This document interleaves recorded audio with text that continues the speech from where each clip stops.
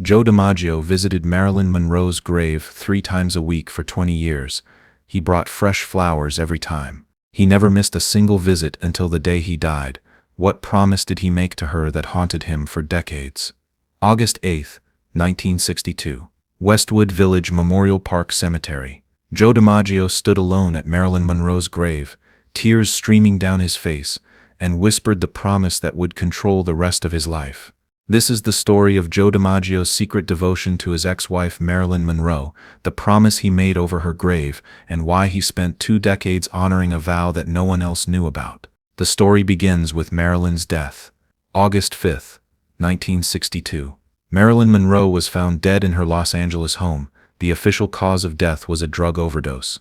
But Joe DiMaggio knew there was more to the story. Joe and Marilyn had divorced 8 years earlier in 1954. Their marriage had lasted only 9 months, but Joe had never stopped loving her. When Joe heard about Marilyn's death, he was devastated. He immediately flew from New York to Los Angeles to take care of her funeral arrangements. Joe was surprised to discover that Marilyn had left specific instructions about her burial. She wanted Joe to handle everything. She didn't want any Hollywood people at her funeral. Marilyn's will stated that only Joe DiMaggio had the authority to make decisions about her funeral and burial. This shocked everyone in Hollywood because Joe and Marilyn had been divorced for years. Joe took complete control of Marilyn's funeral. He banned all of her Hollywood friends and co-workers from attending the service. He said they had used Marilyn while she was alive, and he wouldn't let them use her death for publicity. The funeral was small and private. Only 30 people were allowed to attend. Most of them were Joe's friends and Marilyn's family members. Joe chose a simple bronze casket for Marilyn. He dressed her in a green dress that she had worn on one of their early dates. He placed a bouquet of red roses in her hands. During the funeral service, Joe sat in the front row holding back tears. He had written a eulogy for Marilyn, but when it came time to speak, he couldn't find the words. Instead, Joe walked to Marilyn's casket and whispered something to her that nobody else could hear. After the service, Joe stayed at the cemetery until everyone else had left. He knelt beside Marilyn's grave and spoke to her for over an hour. Nobody knew what Joe said to Marilyn that day, but from that moment on, Joe's life changed completely. 3 days after the funeral, Joe returned to Marilyn's grave. He brought a bouquet of fresh roses and placed them on her headstone. Joe began visiting Marilyn's grave regularly. At first he came once a week, then twice a week. Eventually he was visiting 3 times a week. Joe's routine never changed. He would arrive at the cemetery early in the morning before other visitors came. He would bring fresh flowers and spend at least an hour talking to Marilyn's grave. Joe always brought roses. Sometimes red, sometimes pink, sometimes white, but always roses because they had been Marilyn's favorite flowers. The cemetery workers noticed Joe's regular visits. They became curious about this famous baseball player who spent so much time talking to a grave. He comes here more than some people visit living relatives. One groundskeeper told his coworker. Joe would kneel beside Marilyn's headstone and have conversations with her as if she were still alive. He would tell her about his day, about baseball news, about things happening in the world. But Joe also talked to Marilyn about more personal things. He apologized for their failed marriage. He told her he wished he had been a better husband. He promised that he would take care of her memory. Joe's friends and family were worried about his obsession with visiting Marilyn's grave. They thought he should move on with his life and maybe find someone new to marry. Joe's brother Dom tried to talk to him about it. "Joe, you need to stop living in the past," Dom said. "Marilyn is gone. You can't bring her back by visiting her grave every few days." "I'm not trying to bring her back," Joe replied. "I'm keeping a promise I made to her." "What promise?" Dom asked. Joe wouldn't explain. He never told anyone what he had promised Marilyn. As the months passed, Joe's visits to the cemetery became even more frequent. He rearranged his entire schedule around his grave visits. If Joe had a business meeting or a social event that conflicted with his cemetery visit, he would cancel his other plans. Nothing was more important to him than visiting Marilyn. Joe also started bringing other things to Marilyn's grave besides flowers. He would bring newspaper clippings about baseball games, thinking she would be interested in his old career. Sometimes Joe would bring a small radio and play music for Marilyn. He would play the songs they used to dance to when they were married. Joe's grave visits continued through 1963, 1964, and 1965. By then his routine was completely established. Every Monday, Wednesday, and Friday morning, Joe would drive to Westwood Village Memorial Park and spend time with Marilyn. The cemetery staff got to know Joe well. They would save the best flowers for him and make sure Marilyn's grave area was always perfectly maintained. Mr. DiMaggio really loved that lady. One of the groundskeepers said, "I've never seen anybody visit a grave so faithfully." In 1966, something happened that made Joe's visits even more emotional. Joe was kneeling beside Marilyn's grave on a Wednesday morning when an elderly woman approached him. "Are you Joe DiMaggio?" she asked. Joe looked up and saw a woman in her 70s with kind eyes and gray hair. "Yes, I am," Joe said. "I'm Gladys Baker," the woman said. "I'm Marilyn's mother." Joe was shocked. He had heard about Marilyn's mother but had never met her. Marilyn rarely talked about her family because her childhood had been difficult. "I've been watching you visit my daughter's grave," Gladys said. "You come here more than I do." Joe felt embarrassed. "I hope that's okay. I don't mean to intrude." "It's not an intrusion," Gladys said. "It makes me happy to know that someone loves Marilyn so much." Gladys sat down on the ground next to Joe. "Can I ask you something?" she said. "Why do you visit so often? You and Marilyn were divorced years ago." Joe thought about his answer for a long time. "I made her a promise," Joe finally said. "I promised I would never let her be alone again." Gladys started crying. "What do you mean?" Joe explained that during their marriage, Marilyn had often felt lonely and abandoned. Even when she was surrounded by people, she felt like nobody truly cared about her. "She used to tell me that she was afraid of being forgotten," Joe said. "She was afraid that when she died, nobody would remember her or visit her grave." "So you promised to visit her?" Gladys asked. "I promised that as long as I was alive, she would never be alone," Joe said. "I promised that someone would always come to see her and bring her flowers." Gladys hugged Joe and thanked him for keeping his promise to her daughter. From that day on, Gladys would sometimes join Joe at the cemetery. They would sit together and share memories of Marilyn. But most of the time, Joe continued to visit alone. As the years passed, Joe's commitment to visiting Marilyn never weakened. Through the late 1960s and into the 1970s, he maintained his schedule of 3 visits per week. Joe was getting older, but he refused to let age or bad weather keep him away from the cemetery. During rainy days, Joe would bring an umbrella and sit beside Marilyn's grave anyway. During hot summer days, he would come early in the morning to avoid the heat. In 1973, Joe had a minor heart attack. His doctor told him he needed to rest and avoid stress. Joe's family thought this would be a good reason for him to stop his cemetery visits. But Joe disagreed. As soon as he was released from the hospital, he drove straight to Marilyn's grave. "I missed 3 visits while I was in the hospital," Joe told Marilyn's headstone. "I'm sorry I couldn't come sooner." Joe's dedication to Marilyn amazed everyone who knew him. He had turned down remarriage proposals from several women because he said he was still committed to Marilyn's memory. Joe's nephew asked him why he didn't want to date anyone. "I made a promise to Marilyn," Joe said. "I can't break that promise." "But she's dead, Uncle Joe. She would want you to be happy." "I am happy," Joe replied. "Taking care of Marilyn makes me happy." In the late 1970s, Joe's health began to decline more seriously. He developed arthritis that made it painful for him to kneel beside Marilyn's grave. Joe started bringing a small folding chair to the cemetery so he could sit comfortably during his visits. Even with his health problems, Joe never missed his scheduled visits to Marilyn's grave. Cemetery workers were amazed by Joe's dedication. "Rain or shine, healthy or sick, that man shows up 3 times a week," one employee said. "I've worked here for 15 years and he's never missed a visit." In 1980, Joe celebrated his 65th birthday. His family threw him a party and tried to convince him to travel more and enjoy his retirement. But Joe said he couldn't travel because it would interfere with his visits to Marilyn. "What if something happened to you while you were visiting that grave?" Joe's sister Marie asked. "What if you had a heart attack at the cemetery?" "Then at least I'd die doing something important," Joe replied. Joe's family realized that nothing would change his mind about the grave visits. They stopped trying to talk him out of it. In 1982, Joe faced his first real crisis since beginning his cemetery routine. Joe's doctor told him he needed major surgery on his heart. The operation would require several weeks of recovery time in the hospital. Joe was more worried about missing his visits to Marilyn than he was about the surgery itself. "Doctor, how long will I be in the hospital?" Joe asked. "At least 3 weeks, maybe a month," the doctor replied. I need you to schedule the surgery so I can get out as soon as possible, Joe said. I have important appointments I can't miss. Joe's family didn't understand why he was so concerned about his schedule when he was facing life-threatening surgery. Joe had the heart surgery in March 1982. While he was recovering in the hospital, he worried constantly about Marilyn being alone.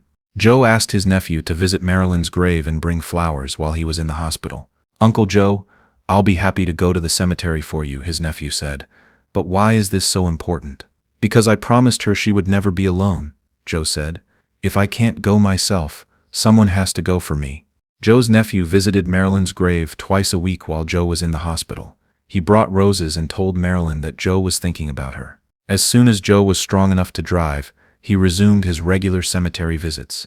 "I missed you," Joe whispered to Marilyn's headstone during his first visit after the surgery. "I hope you weren't too lonely while I was gone." Throughout the 1980s, Joe continued his faithful visits to Marilyn's grave. By this time he had been visiting for over 20 years. Joe was now in his 70s, and his health was declining, but his commitment to Marilyn never wavered.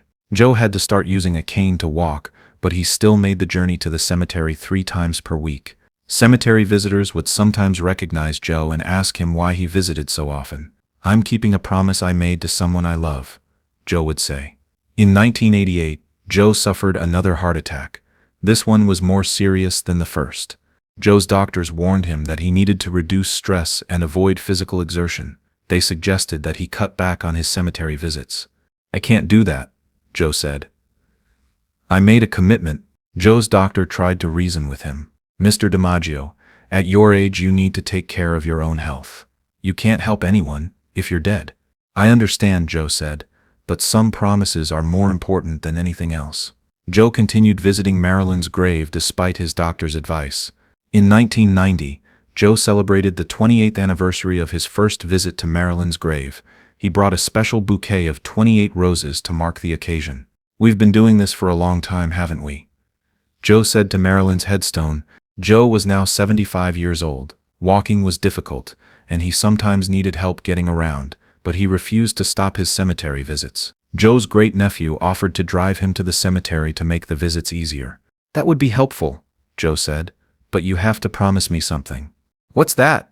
"Great-Uncle Joe, if something happens to me, if I get too sick to visit, you have to come here for me. You have to make sure Marilyn isn't alone." Joe's great-nephew promised to continue the visits if Joe couldn't. In the early 1990s, Joe's visits to Marilyn's grave became shorter because he didn't have as much energy, but he never missed his Monday, Wednesday, and Friday schedule. Joe would arrive at the cemetery, place fresh flowers on Marilyn's grave, sit in his folding chair for 15 or 20 minutes, and then go home. Even these brief visits were important to Joe because he was keeping his promise. In 1995, Joe was diagnosed with lung cancer. The doctors told him he probably had less than a year to live. Joe's first concern wasn't about his own death. He was worried about what would happen to his visits to Marilyn's grave. Joe called his great-nephew and asked him to come to his house for an important conversation. "I need to tell you something," Joe said. "I'm dying." "I know, Great-Uncle Joe, I'm sorry."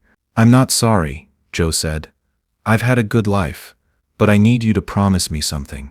Joe explained that he wanted his great-nephew to continue visiting Marilyn's grave after he died. "Why is this so important to you?" his great-nephew asked. Joe finally told someone the complete story of his promise to Marilyn. "The day after Marilyn's funeral, I went back to her grave," Joe said. "I knelt down and I promised her that as long as I lived, she would never be alone." "But why did you make that promise?" "Because when we were married, Marilyn used to have nightmares about being abandoned. She was afraid that when she died, nobody would care about her or remember her." Joe explained that Marilyn had grown up in foster homes and had always felt unloved and forgotten. "She used to cry and tell me that she was afraid of dying alone and being forgotten," Joe said. "So I promised her that would never happen." Joe's great-nephew was moved by the story. "I promise I'll continue visiting her," he said. 3 times a week, Joe insisted. Monday, Wednesday, and Friday, and always bring roses. Joe continued visiting Marilyn's grave until he was too weak to leave his house. His last visit to the cemetery was on February 15, 1999. Joe was very ill, but he insisted on making one final trip to see Marilyn. Joe's great-nephew drove him to the cemetery and helped him walk to Marilyn's grave. Joe placed a bouquet of red roses on the headstone and sat down in his folding chair. "I'm sorry, but I don't think I can come back anymore," Joe whispered to Marilyn. "I'm getting too sick. But I want you to know that I kept my promise for 37 years. Joe paused and wiped tears from his eyes. "Someone else is going to visit you now," Joe continued. "My great-nephew promised me he would come, so you won't be alone." That was Joe DiMaggio's last visit to Marilyn Monroe's grave. Joe died on March 8, 1999, at age 84. According to his wishes, Joe's great-nephew began visiting Marilyn's grave 3 times per week, just as Joe had done. At Joe's funeral, the priest mentioned Joe's devotion to Marilyn's memory. "Joe DiMaggio was a man who understood the meaning of loyalty," the priest said. "He made a promise, and he kept it for nearly 40 years. After Joe's death, the full story of his cemetery visits became public knowledge. People were amazed to learn that Joe had visited Marilyn's grave over 6,000 times during his lifetime. Cemetery workers calculated that Joe had brought more than 6,000 bouquets of roses to Marilyn's grave. He never missed a visit unless he was in the hospital. One longtime cemetery employee said, "In 40 years, I never saw anyone show that kind of dedication." Joe's story inspired people around the world who learned about his faithful devotion to Marilyn's memory. Many people said that Joe's promise to Marilyn was one of the most romantic gestures in history. Others said it showed that Joe truly understood what love meant. But there were also people who thought Joe's behavior was unhealthy. Some psychologists suggested that Joe was unable to move on from his grief. In 1975, Joe's sister Marie tried to convince him to see a therapist. "Joe, you've been visiting that grave for 13 years, Marie said. "Don't you think it's time to let go?" "I'm not holding on," Joe replied. "I'm keeping a promise." Marie realized that she couldn't change Joe's mind. The visits to Marilyn's grave had become the most important thing in Joe's life. In 1978, a newspaper reporter discovered Joe's regular cemetery visits and wrote an article about them. The story spread quickly, and soon Joe was getting phone calls from reporters who wanted to interview him. Joe refused to talk to any of the reporters. He considered his visits to Marilyn to be private and personal. But the media attention made Joe's cemetery visits more difficult. Photographers would sometimes hide near Marilyn's grave and try to take pictures of Joe. The cemetery staff built a small fence around Marilyn's grave area to keep photographers at a safe distance. In 1980, a Hollywood producer offered Joe $1 million for the rights to his story. Joe turned down the offer immediately. "My relationship with Marilyn is not for sale," Joe said. "Some things are too sacred to turn into entertainment." Joe's refusal to profit from his love story impressed many people. Throughout the 1980s, Joe received dozens of offers from book publishers and movie studios. Joe rejected every single offer. Joe also worked to preserve Marilyn's reputation and legacy. When unauthorized biographies about Marilyn were published, Joe would sometimes write letters to the authors correcting false information. In 1985, Joe established a small scholarship fund in Marilyn's name to help young actresses get training. By the late 1980s, Joe had been visiting Marilyn's grave for over 25 years. His routine had become so well established that cemetery workers could set their clocks by his arrivals. Even during holidays, Joe would maintain his visiting schedule. On Christmas morning, Joe would visit Marilyn's grave before joining his family for dinner. In 1990, a young reporter managed to approach Joe during one of his cemetery visits. "Mr. DiMaggio, can I ask you why you visit Marilyn's grave so often?" the reporter asked. "Because she's waiting for me," Joe said simply. "When you love someone, you don't abandon them just because they die," Joe explained. "Love doesn't end with death." By the 1990s, Joe's story had become an inspiration to people around the world. Couples would sometimes visit Marilyn's grave just to see the place where Joe had demonstrated such faithful love. Joe's example showed people what it meant to keep a promise no matter how difficult it became. As Joe entered his 80s, his health problems made the cemetery visits more challenging, but he never gave up. Joe had to start using a cane, then later a wheelchair for longer distances. Joe's great-nephew offered to push him in the wheelchair, but Joe insisted on walking the final steps to Marilyn's grave under his own power. "I want to approach her grave the same way I always have," Joe explained. Even in his final years, Joe maintained the dignity and respect that had characterized his visits for decades. In 1998, Joe was hospitalized several times for various health problems. Each time he was released from the hospital, Joe's first priority was resuming his visits to Marilyn's grave. "The doctors keep telling me to slow down," Joe told his great-nephew. "But I can't slow down. Marilyn is counting on me." Joe's great-nephew began to understand the depth of his great-uncle's commitment. It wasn't just about love, Joe's great-nephew later explained. It was about honor. Joe had given his word, and nothing in the world could make him break that promise. Eventually, other members of Joe's family took turns visiting the cemetery to make sure Marilyn was never forgotten. Today, Marilyn Monroe's grave remains one of the most visited graves in America. Thousands of people come to see her headstone every year. But none of them showed the faithful devotion that Joe DiMaggio demonstrated for 37 years. Joe's promise to Marilyn has become a symbol of true love that lasts beyond death. People still leave roses on Marilyn's grave, following Joe's example. Some visitors to the cemetery say they can feel the love that Joe brought to that place for so many years. Joe DiMaggio proved that some promises are worth keeping no matter what the cost. His devotion to Marilyn Monroe's memory shows that real love doesn't end when someone dies. Joe kept his word to Marilyn for 37 years, making sure she was never alone, just as he had promised. In death, Joe and Marilyn were finally reunited, and Joe's promise was complete. If this story of eternal love and devotion moved you, subscribe for more untold stories of how love transcends death and time. Like this video if you believe Joe DiMaggio's faithfulness to Marilyn was the most romantic gesture in history, and comment below, would you visit someone's grave for 37 years to keep a promise? Next week we're revealing another story of how true love conquered impossible odds and changed two lives forever. Remember, real love is proven not by words but by actions that last a lifetime and sometimes beyond.